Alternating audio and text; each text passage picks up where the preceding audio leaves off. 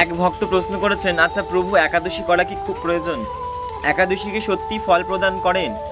একাদশী করলে কি সত্যি মনের বাসনা পূর্ণ হন? তো সেই ভক্ত এই ধরনের প্রশ্ন করেছেন। জয় নিতাই, জয় গৌর, জয় রাধেশ্যাম। আধ্যাত্মিক তথ্যের সম্ভার নিয়ে আমি শুভম আবারও চলে এসেছি আপনাদের সামনে। চলুন আজকে সমস্ত তথ্যের উত্তর দেব আপনাদের সবাইকে। চলুন তবে আর দেরি না করে আজকের ভিডিওটি শুরু করি। দেখুন, আপনাকে আমি বলবো, হ্যাঁ সত্যি একাদশী দেবী অত্যন্ত প্রসন্নময়ী, তিনি কৃপাময়ী এবং দেবী একাদশী ভগবান শ্রীহরি শ্রী বিষ্ণুর অত্যন্ত প্রিয়।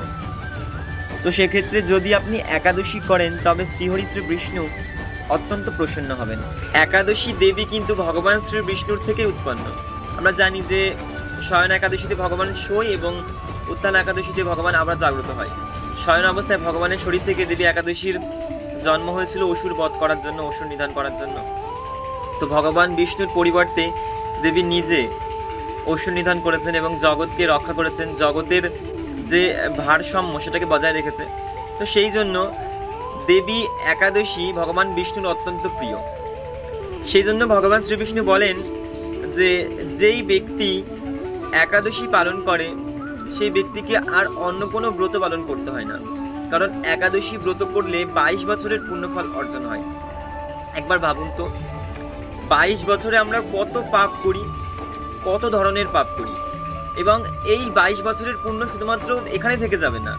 আমরা যদি মৃত্যুবরণ করি তবুও আমাদের সেই পুণ্যফল থাকবে।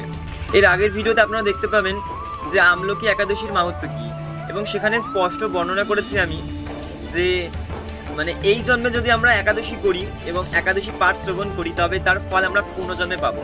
তো এক পাপিষ্ঠ শিকারী ছিল, তো সেই শিকারী রাত্রেবেলায় বিষ্ণু মন্দিরের সামনে শুয়ে, অর্থাৎ বিষ্ণু মন্দিরের সামনে গিয়ে একাদশী পাঠ শুনছিলেন। যেহেতু জঙ্গলে রাত কাটাতে পারবে না, সেই জন্য মন্দিরের এক কোণে গিয়ে লুকিয়ে লুকিয়ে পাঠ শুনছিলেন এবং সমস্ত ভক্তদের সঙ্গে তিনিও রাত্রি জাগরণ করেছিলেন।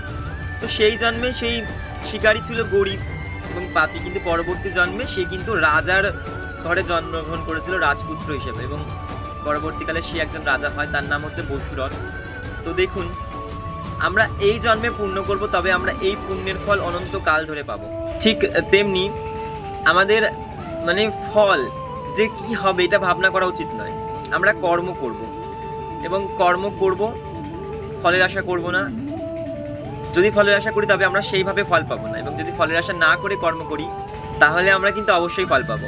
ঠিক যেমন ওই শিকারী ফল পেয়েছিল, শিকারী জানতো না যে আজকে একাদশী, এবং শিকারী মানে কোনোভাবেই একাদশী পালনও করেনি, কিন্তু ব্রত পাঠ শুনেছিল, শুধুমাত্র জাস্ট ব্রত পাঠ শুনে তার এত পুণ্যফল অর্জন হয়েছে যে পরের জন্মে সে রাজপুত্র হিসাবে জন্মগ্রহণ করেছেন এবং তার নাম রাখা হয় বসুরথ। তো ভাবুন ভগবান কতটা কৃপাময়, কতটা দয়াময়। শুধুমাত্র নাম শ্রবণ করলেই যার এত ফল পাওয়া যায়, তবে তার পাঠ করলে, তার সেবা করলে, তার পুজো করলে, তার অর্চন করলে কত ফল পাওয়া যায়। সর্বোপরি দেখুন, আমরা যা কর্ম করব আমরা সেই ফলই পাবো। ভগবান কর্ম ফলদাতা। ভগবান বলছে আমি কাউকে টাকা পয়সা গয়নাগাটি এগুলো কিছু প্রদান করি না, আমি শুধুমাত্র কর্ম ফল প্রদান করি। যে যেমন কর্ম করবে আমি তাকে তেমন ফল প্রদান করি। এখন আমি যদি 24 ঘন্টা শুয়ে থাকি আর ভগবানকে বলি ঠাকুর আপনি আমাকে অনেক অনেক টাকা দিন, তাহলে আমি আপনাকে সোনার গহনা দেব, ভগবান কিচ্ছু দেবে না। মিলিয়ে নিন 100তে 100, কিচ্ছু দেবে না।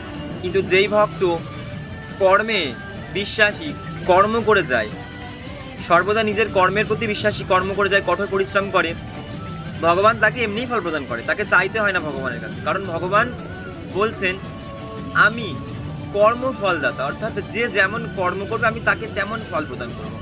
আমি যদি কাউকে কটূক্তি প্রদান করি তবে কটূক্তির যেই ফল আমাকে সেই কটূক্তির ফল প্রদান করবেন। কাউকে যদি আমি ভালোবাসি তবে ভগবান আমাকে সেই ভালোবাসার ফল প্রদান করবে। আমি কারোর মঙ্গল করলে ভগবান আমাকে সেই মঙ্গল করার ফল প্রদান করবে। সর্বোপরি একটা কথা বলার রয়েছে, আজ একাদশী 21শে মার্চ। তো যেহেতু আমরা বৈষ্ণবরা 21শে মার্চ একাদশী পালন করব, আমলকি একাদশী এবং রঙ্গভরি একাদশী। তো রঙ্গভরি একাদশী কেন হয়েছে এই বিষয়ে একটি ভিডিও তৈরি করা আছে, আপনারা চাইলে অবশ্যই সেই ভিডিওটি দেখে আসতে পারেন। এবং আমি সংক্ষেপে একটু বলছি, এই দিন শিব এবং পার্বতী বিবাহের পর প্রথমবার কাশীতে গেছিল এবং সেখানে সবাই তাদের আবির দিয়ে স্বাগত করেছিল। তো সেই জন্য এই একাদশীকে রঙ্গভরি একাদশী বলা হয়। এবং এই দিন ব্রহ্মার অশ্রু ভগবান শ্রীহরি শ্রী বিষ্ণু নারায়ণের চরণে পড়েছিল এবং সেখান থেকে আমলকি গাছের উৎপত্তি হয়েছিল বলে এদিন আমলকি একাদশীও বলা হয়। তো এইভাবে আমলকি একাদশীর উৎপত্তি এবং রঙ্গভরি একাদশীর উৎপত্তি। এই দিন আমরা সকলে ভগবান শ্রীহরি শ্রী বিষ্ণুর পাঠ শ্রবণ করতে পারি, গুণমান কীর্তন করতে পারি, গুণকীর্তন করতে পারি এবং শিব এবং পার্বতীর যুগলে পুজো করতে পারি। অত্যন্ত ফল প্রদান করবে যদি আমরা এই দিন শিব পার্বতীর যুগল সেবা করি এবং ভগবান শ্রী বিষ্ণুর আরাধনা করি। এই তো গেল আমাদের একাদশী করলে কি ফল প্রদান হয় বা কি ফল আমরা পাবো, ভগবান আমাদেরকে কি প্রদান করবেন সেটা জানতেই পারলাম। এবার আরো একজন ভক্ত কমেন্ট করেছিলেন যে প্রভু যারা সর্বদা আমার করে তাদের কি শাস্তি হয়। দেখুন, যারা সর্বদা আমার স্ত্রী, আমার সন্তান, আমার সম্পত্তি, আমার বাড়ি, আমার ঘর, আমার জায়গা, আমার আমার আমার আমার সর্বস্ব শুধু আমার করে, তারা কোথায় স্থান পায়? রৌরব নামক নরকে। এবং এই নরক অত্যন্ত বড়। দেখুন, আমি বা আপনি, আমাদের নরক কিন্তু ফিক্স নয়। আমরা যেমন কর্ম করবো আমরা তেমন নরকে যাব। এবং হতেই পারে যে আমি নরকে গেলাম বা আপনি নরকে না যেতে পারেন। হতেই পারে যে আমি বৈকুণ্ঠে গেলাম বা আপনি নরকে গেলেন, হতেই হতে পারে। দেখুন, কর্ম সবসময় তার সঠিক ফল প্রদান করে, কখনো কালের চক্র এবং কর্মফল বেঠিক ফল প্রদান করে না, সর্বদা সঠিক ফল প্রদান করে। যে যেমন কর্ম করবে তাকে তেমন ফলই ভোগ করতে হবে। এবং এর আগে একটি ভিডিওতে বলেছিলাম আমাদের মুখ হচ্ছে সব থেকে বড় শত্রু। কারণ আমরা কারোর গায়ে যদি আঘাত করি তবে সে সেটি ভুলে যায়, তবে আমরা যদি মুখ দিয়ে কোনো খারাপ বাক্য প্রদান করি সারা জীবন মনে রাখে সেই ব্যক্তি। সেই জন্য আমাদের সর্বদা নিজেদের মুখকে কন্ট্রোল করতে হবে এবং আমরা মুখ দিয়ে যা বলবো সেটাই ফলে যাবে। তো নিজের মুখকে কন্ট্রোল করতে হবে। এবং সর্বোপরি এই যে নরকের কথাটা বললাম, এই নরকে প্রচুর মানুষ যাবে, কারণ যেহেতু কলিযুগ চলছে সেই জন্য বিশ্বের সবাই সর্বদা আমার জিনিসই করে। সেই জন্য সবাই, বেশিরভাগই 95% লোকজন সব রৌরব নামক নরকেই যাবে। হতে পারে আমার জায়গাও সেখানে। দেখুন, কে কোথায় যাবে বলা মুশকিল। তো নিজেকে রক্ষা করার জন্য এবং নরক থেকে বাঁচানোর জন্য এখন থেকে ভগবানের ভজনা করুন এবং ভগবান শ্রীকৃষ্ণের আরাধনা করুন। দেখুন, ভয় পেয়ে কিছু করবেন না, শাস্ত্র এবং তথ্য জানুন। আমি বলছি মানে ভয় পেয়ে যাবেন এমনটা নয়। ভগবান তার জন্য শাস্ত্র তৈরি করেছে এবং বড় বড় মনি ঋষিদেরকে দিয়ে, পুণ্য আত্মাদেরকে দিয়ে শাস্ত্র লিখিয়েছেন। তো শাস্ত্র পড়ুন এবং জ্ঞান জানুন। এই সময়ে কেউ কারোর মুখের কথা বিশ্বাস করে না, সেই জন্য শাস্ত্র তৈরি করা হয়েছে যাতে সবাই শাস্ত্র থেকে জ্ঞান অর্জন করতে পারে, তথ্য অর্জন করতে পারে। তো সবাই শাস্ত্র পড়ুন, শাস্ত্র জানুন, তথ্য জানুন। অন্যের কথা বিশ্বাস নাই করবেন, তবে শাস্ত্র কথাতে বিশ্বাস করবেন। আমিও কিন্তু ঠিক তেমনি, আমি কারোর মুখের কথা বিশ্বাস করি না। আমার যখন জানার ইচ্ছা হয় তখন আমি গুগল করে নিই বা আমি শাস্ত্র দেখে নিই। দেখুন, যখন আপনার হাতে ফোন রয়েছে তখন সেই ফোনটার কোনো সঠিক কাজে লাগান, কোনো বাজে কাজে না লাগিয়ে ফোনটা ভালো কাজে লাগান, তবে আপনার মধ্যে অনেক জ্ঞান আসবে, তথ্য জানতে পারবেন, 10টা মানুষকে জানাতে পারবেন। আপনি যখন সনাতনী, একজন সনাতন ধর্মের মানুষ, আপনি তখন গর্ব করবেন যখন আপনি জ্ঞান তত্ত্ব জানবেন যে আমাদের সনাতন ধর্মে এত কিছু রয়েছে, এত তথ্য রয়েছে। ধর্ম কোনো খারাপ জিনিস নয়। ধর্ম মানুষকে খারাপ জিনিস শেখায় না। ধর্ম শেখায় না যে মানুষকে খুন করো, ধর্ম শেখায় না বিরোধিতা করো, ধর্ম শেখায় না অন্যকে ছোট করো। ধর্ম কখনোই কোনো খারাপ জিনিস শেখায় না। ধর্ম শেখায় আমরা সকলে এক এবং অভিন্ন। ধর্ম শেখায় মানুষকে ভালোবাসতে হয়।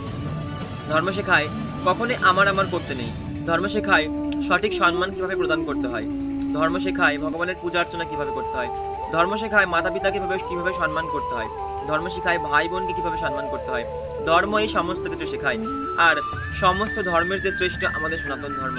যখন আমরা সনাতন ধর্মের মানুষ, যখন ভগবান কৃপা করে আমাদের সনাতন ধর্মে জন্মগ্রহণ করিয়েছেন, সনাতন ধর্ম আঁকড়ে ধরে বেঁচে থাকার কৃপা করেছেন, তখন আমরা কেন অন্য ধর্ম ধরব বা কেন আমরা অন্য ধর্মের প্রচার করব?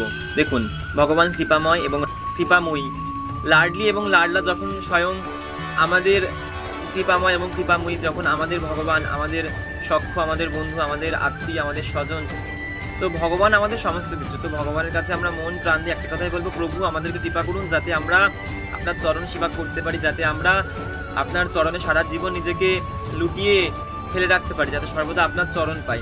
যখন আমরা এই সমস্ত কথা ভগবানকে বলবো তখন ভগবান আমাদেরকে নিজের বুকে টেনে নেবে এবং সর্বদা কৃপা করবেন। কারণ কৃপা বিনা জগতে কোনো কিছুই নেই, কৃপা ছাড়া জগতে কোনো কিছুই হয় না। আশা করি আমি খুব সহজ ভাষায় আপনাদেরকে এই তথ্যগুলি আজকে বোঝাতে পারলাম।